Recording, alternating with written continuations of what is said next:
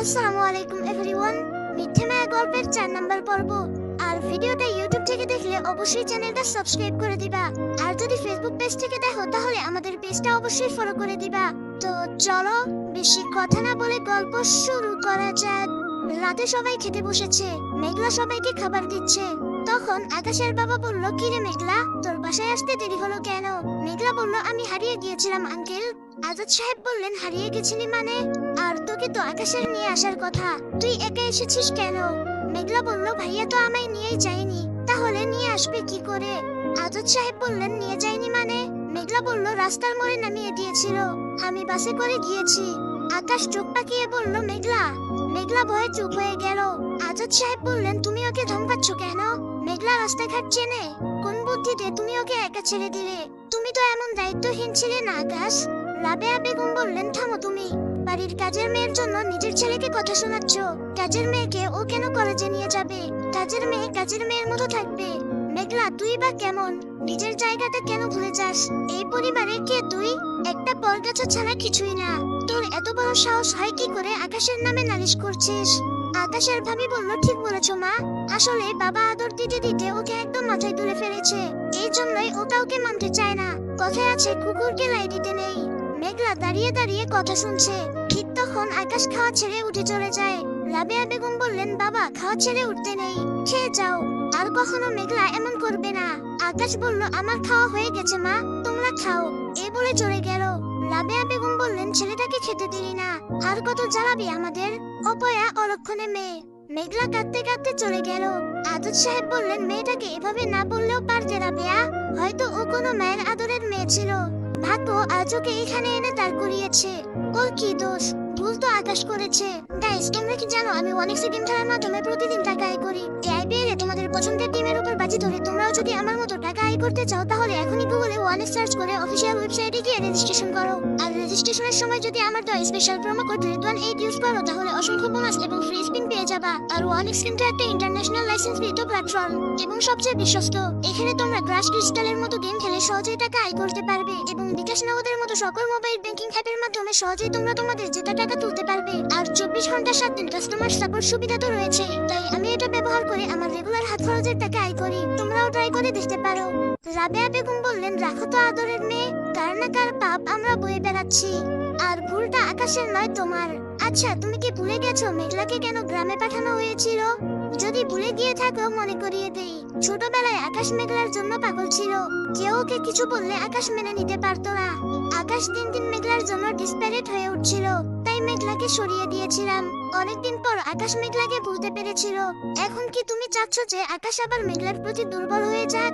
আগে আকাশ ছোট ছিল, তাই প্রতিবাদ করেনি। এখন যদি একবার আগের মতো হয়ে যায় ওকে সামলানো যাবে না। শুনে রাখো, বাবা মার পরিচয় নেই এমন মেয়েকে আমি কখনোই বউ হিসেবে মেনে নিব না।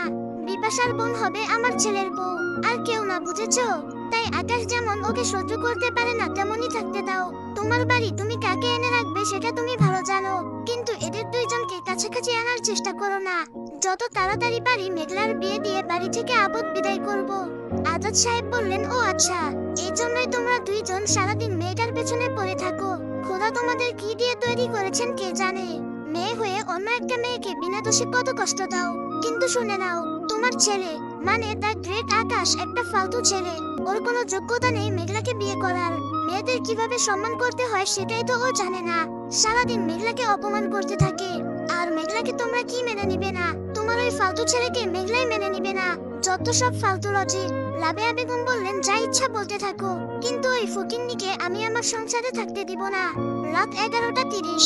রাতে খাইনি আকাশ, খাবার রেখে উঠে গিয়েছিল। মেঘলা সেটা খারাপ লাগলেও তার জন্য কেউ না খেয়ে থাকবে সেটা ঠিক না। তাই মেঘলা খাবার গুছিয়ে নিয়ে আকাশের ঘরের সামনে দাঁড়িয়ে আছে। ভয়ে ঘরে ঢুকতে পারছে না। তখনই বিপাশা এসে বলল, ছেলেদের মন গলানোর সকল প্রস্তুতি নেওয়া শেষ তাহলে? একটা ছেলে এত অপমান করে তারপরেও তার পেছনে ঘুরঘুর করতে লজ্জা করে না? সম্পত্তির লোভে পড়েছিস তাই না? কথাগুলি আকাশের কানে যেতে আকাশ দরজা খুলে বাইরে এসে বলল, কি হয়েছে ভাবি? বিপাশা বলল, দেখো না কত নাটক। আকাশ মেঘলার দিকে তাকিয়ে বলল, এগুলো কি রে মেঘলা? মেঘলা চুপ করে দাঁড়িয়ে আছে। আকাশ এসে খাবারগুলি ছুঁড়ে ফেলে দিয়ে বলল, আমি কি বলেছিলাম এসব আনতে? তাহলে আনলি কেন? বাড়াবাড়ি করতে খুব ভালো লাগে তাই না? এরপর থেকে আমার সাথে কোনো রকম বাড়াবাড়ি করবি না, এটা আমি বলে দিলাম। আকাশ বলল, কেন খাবার নিয়ে এসেছিলি? কি ভেবেছিলি তোর জন্য খাইনি তাই দায়িত্ব পালন করতে এসেছিস?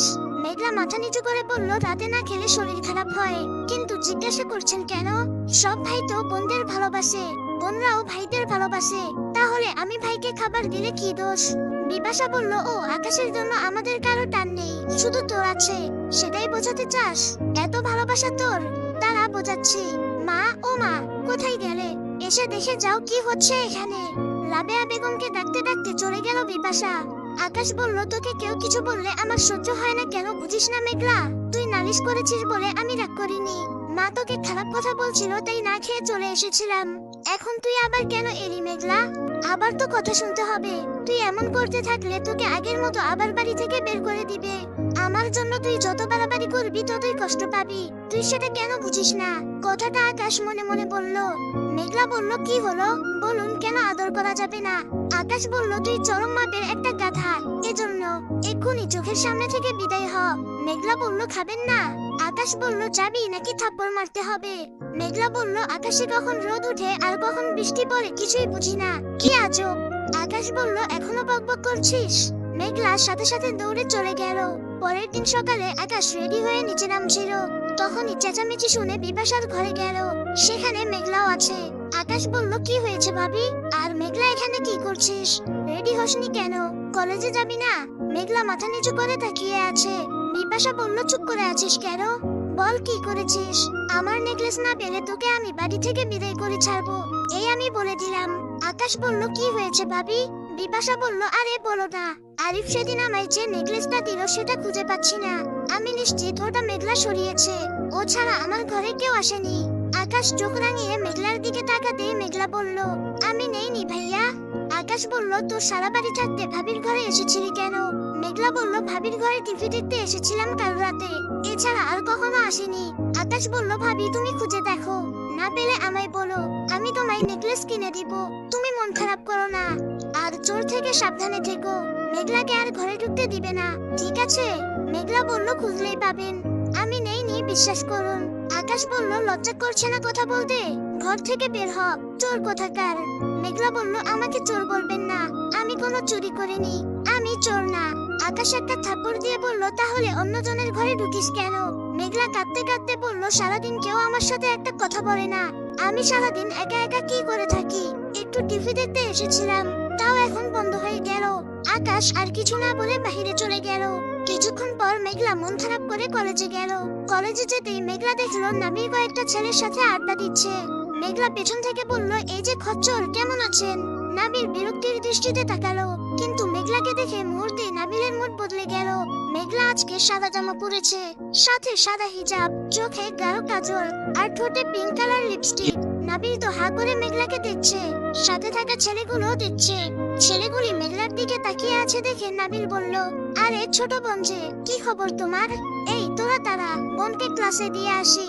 নাবিল বলল, তারপর বলো কলেজে প্রথম ক্লাস কেমন লাগছে? মেঘলা বলল, খুব ভালো। নাবিল বলল, ফুচকা খাবে? মেঘলা বলল, ক্লাসে তো দেরি হয়ে যাবে, আপনি ক্লাসে যাবেন না? নাবিল বলল, কি যে বলো তুমি, আমরা কি ক্লাস করতে কলেজে আসি নাকি? মেঘলা বলল, তাহলে? নাবিল বলল, আমি আড্ডা দিতে আসি, আর আকাশ মারামারি করতে আসে। মেঘলা বলল, কি বলেন, কাকে মারে? নাবিল বলল, আকাশের প্রচুর রাগ, কেউ একটু 19-20 করলেই ওকে ধরে মারে। আফটার অল কলেজের ভিপি বলে কথা। মেঘলা বলল, ভিপি কি? নাবিল বলল, তুমি সেটাও জানো না? আকাশ ছাত্র রাজনীতি করে, আমাদের ফিউচার এমপি সাহেব তিনি, আর আমি তার অ্যাসিস্ট্যান্ট। মেঘলা বলল, ও মা তাই? নাবিল বলল, হুম।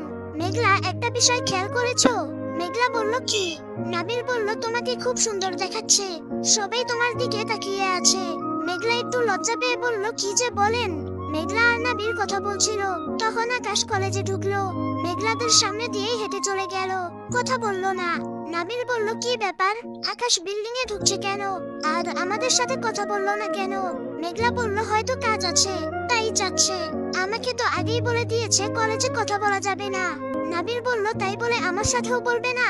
আর এটা ভাঙা বিল্ডিং, কোনো ছাত্র এখানে যায় না, আকাশ কাউকে মারলে এখানে নিয়ে মারে, ও ছাদের দিকে যাচ্ছে মানে কাউকে মারবে। তুমি ক্লাসে যাও, আমি আকাশের কাছে যাই। এ বলে নাবিল চলে গেল। মেঘলা বলল, আজব, কারণ ছাড়াই মানুষকে মারে, আমাকেও মারে। মেঘলা ক্লাসে গিয়ে ঠিকঠাক ভাবে ক্লাস করেছে। কলেজে আজকে মেঘলা আকাশের সাথে কোনো কথা বলেনি।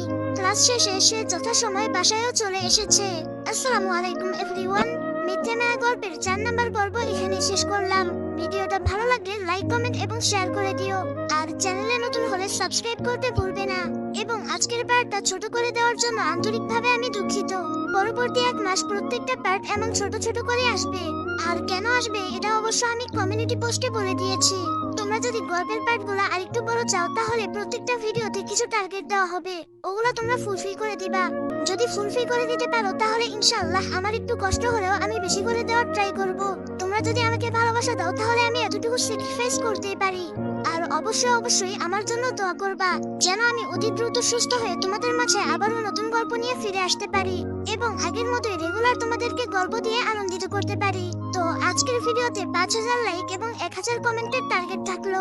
দেখি তোমরা কতগুলো কমপ্লিট করে দিতে পারো। তো আজকের মতো বিদায় নিচ্ছি প্রিয়। ভিডিওটা ভালো লাগলে লাইক করে দিও। কিছু আওয়াজদের কেটে দেবো। তোমাদেরকে জানাই আল্লাহ হাফেজ।